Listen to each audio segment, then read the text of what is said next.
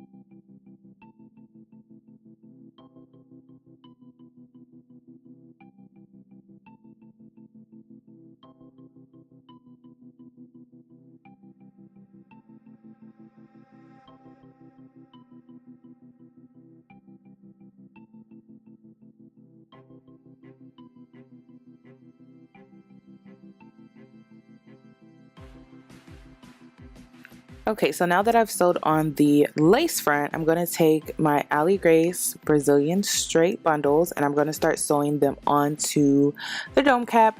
And I'm starting right above the band that goes all the way around the perimeter. So I'm going to start sewing. And I'm just going to sew from ear to ear. I'm not going to cut my wefts. I always fold. I never cut my wefts because it just, to me, I feel like it's less shedding when you don't cut your wefts. So I would try to avoid, if possible, cutting any of your wefts while creating your wig. And I'm just going to continue to sew back and forth from side to side, flipping my tracks.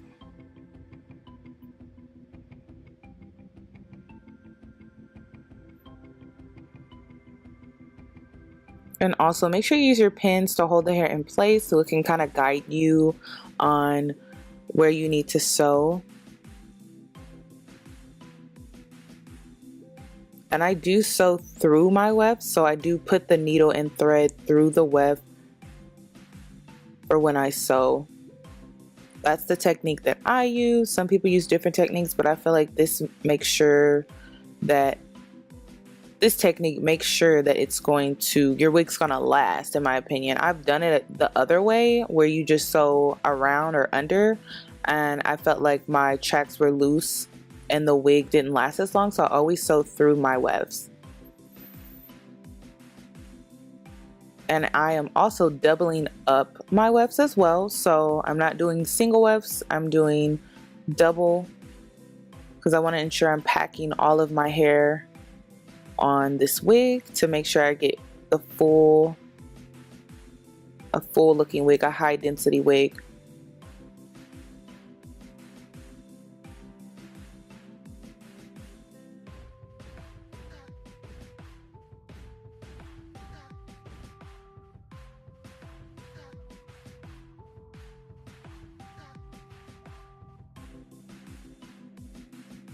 Now that I'm reaching the crown of the wig, this is where it kind of gets a little tricky. So I'm still gonna sew in a U shape, and then eventually I'm gonna start sewing straight across to come to a close. Please, please, please, please pay close attention because it's very, very important, this part.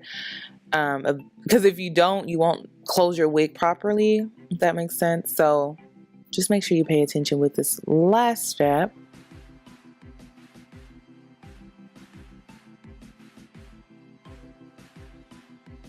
So we are almost done, girl. Just keep going. You are almost done. So after this last track, I'm going to start sewing straight across.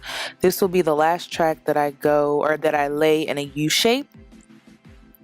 So I'm just going to tie it off, and now I'm just going to sew a straight line, and I'm just going to do that all the way up until I reach the lace front. And yeah, that pretty much completes this tutorial, you guys. This is how I close off my wigs. There are so many different techniques out there that you could use. This is the one that I use. This is the one I've been using for years, and it works fine for me. So yeah, I hope you guys enjoyed this tutorial. If you would like, stay tuned for the review on the Ali Grace Brazilian Straight. That's what I've been rocking lately on my Snapchat and Instagram, so stay tuned.